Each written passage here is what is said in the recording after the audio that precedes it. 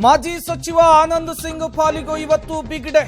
ಅವರ ವಿರುದ್ಧ ಕೇಳಿಬಂದಂತಹ ಅಕ್ರಮ ಗಣಿಗಾರಿಕೆಯ ಕೇಸ್ನ ವಿಚಾರಕ್ಕೆ ಸಂಬಂಧಪಟ್ಟಂತೆ ಮಹತ್ವದ ತೀರ್ಪು ಹೊರಬೀಳಲಿಕ್ಕಿದೆ. ಕೆಲವೇ ಕ್ಷಣಗಳಲ್ಲಿ ಜನಪ್ರತಿನಿಧಿಗಳ ವಿಶೇಷ ನ್ಯಾಯಾಲಯದಿಂದ ತೀರ್ಪು ಪ್ರಕಟವಾಗುತ್ತೆ. ತೀರ್ಪನ್ನು ಪ್ರಕಟಿಸಲಿದ್ದಾರೆ ನ್ಯಾಯಮೂರ್ತಿ ಸಂತೋಷ್ ಗಜಾನನ್ ಭಟ್. 16,000ಕ್ಕೂ ಹೆಚ್ಚು ಟನ್ ಅದಿರನ್ನ ಅಕ್ರಮ ಗಣಿಗಾರಿಕೆ ಮಾಡಿದ್ದಾರೆ ಅನ್ನುವಂತಹ ಆರೋಪ ಮಾಜಿ ಸಚಿವರ ವಿರುದ್ಧ ಕೇಳಿಬಂದಿತ್ತು. 2015ರಲ್ಲಿ ಪ್ರಕರಣವನ್ನು ದಾಖಲಿಸಿಕೊಂಡು ತನಿಖೆಯನ್ನ ಲೋಕಾಯುಕ್ತ ಪೊಲೀಸರು ನಡೆಸಿದ್ರು. ಸುಪ್ರೀಂ ಕೋರ್ಟ್ನ ಸೂಚನೆಯ ಮೇರೆಗೆ ಕೇಸನ್ನು ದಾಖಲಿಸಿಕೊಂಡು ಇನ್ವೆಸ್ಟಿಗೇಷನ್ ಅನ್ನು ನಡೆಸಿತ್ತು ಲೋಕಾ ಟೀಮ್. ತನಿಖೆಯನ್ನು ನಡೆಸಿ 14 ಜನರ ವಿರುದ್ಧ ಚಾರ್ಜ್ ಶೀಟ್ ಅನ್ನು ಕೂಡ ಲೋಕಾ ಟೀಮ್ ಸಲ್ಲಿಸಿತ್ತು. ಕೆಲವೇ ಕ್ಷಣಗಳಲ್ಲಿ ಮಹತ್ವದ ಆದೇಶ ಹೊರಬೀಳಲಿಕ್ಕಿದೆ.